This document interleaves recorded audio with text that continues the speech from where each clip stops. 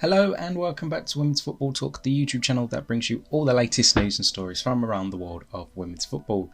Today we're going to look ahead to another weekend of WSL action, and there is plenty to look forward to this weekend. We'll start off with the biggest game, and that is on Sunday evening as the two Merseyside clubs go up against each other as Liverpool face Everton from Anfield at 4:30.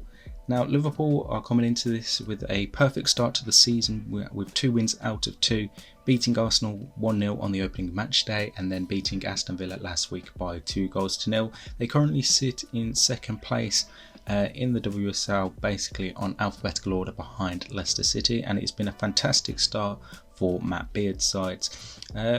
So far, I've been really impressed with how they've played over their opening couple of games, and I think it's going to continue to grow and show why they're a much better team than last season. I mean, we've seen how well Marie Hobinger and Natasha Flint have settled into life on Merseyside. They've done really well. Fuka Nagano's continued to do her brilliant self, and then even in defence, summer signings of Grace Fisk and Jenna Clark have looked really strong so far from Matt Beard's side. And I think looking at this weekend's fixture, it wouldn't surprise me if Liverpool were to manage to pick up a victory in this one. It has been a long time since Liverpool managed to win the Merseyside derby in the WSL. When they last won was back in the 18-19 season, where they won 3-1, and it has been Everton who have had the success over the last couple of meetings between the sides. But last time out, back in March, it was a 1-1 draw, and we could see the improvements of the Liverpool side then.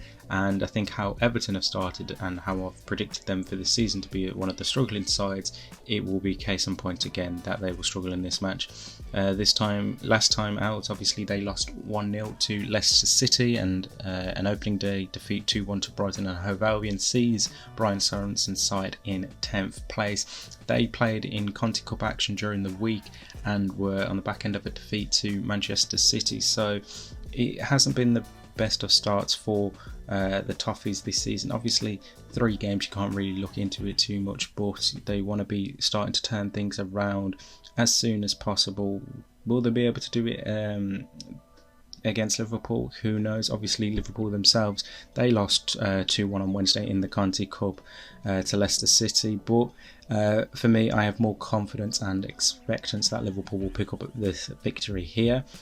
To look at some of the other games this weekend in the WSL, the action actually starts on Saturday evening with Chelsea versus West Ham United. Chelsea, obviously, last time out in the WSL, managed to fight back and get a draw against Manchester City. Guru Wrighton levelling on late on, whilst West Ham United picked up their first victory of the season, beating Brighton and Hove Albion by 2-0.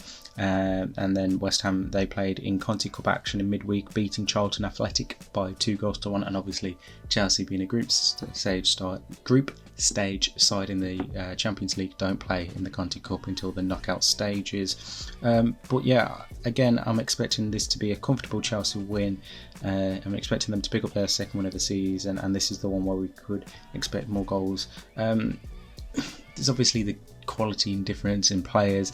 Obviously West Ham getting that positive league result last time out is something that's good for them, but I think this Chelsea side are going to be too strong for them, and it will be hard for West Ham to get anything out of it. I mean, out of the last 10 times that they've played, Chelsea have won 9 of them, and there's only been 1 draw. So on paper and as history goes, it would be very sensible to think that Chelsea will win that game. A look at the rest of the games that are taking place on Sunday. Manchester United, they taking on Leicester City. For Manchester United, obviously they drew last Friday 2-2 against Arsenal, and then have played PSG since in the Champions League, where they managed to get a 1-1 draw thanks to Melvin Millard. And for Leicester City, again, perfect start to their season, top of the league, ahead of Liverpool on goal difference, and obviously, as I just mentioned, they beat Liverpool in the Conti Cup in midweek. However, Manchester United have had their better number over the last couple of meetings between the two sides, and again, I'm expecting that to continue. Whilst Leicester have improved in the summer and have made some excellent signings. I do think Manchester United will just nick it. Expect to see rotation from Mark Skinner's side in this one, because obviously they'll be playing the second leg of that Champions League tie on Wednesday, so I'm expecting some changes from there.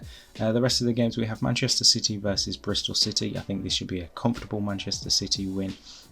Bristol City haven't got any points in the WSL so far, and in the Conti Cup midweek lost 4-3 on penalties to Championship side Southampton, so I'm expecting a tough one for Bristol City. And like I said, with Man City, they won their Conti Cup game 2-1 against Everton. Then we have Arsenal versus Aston Villa.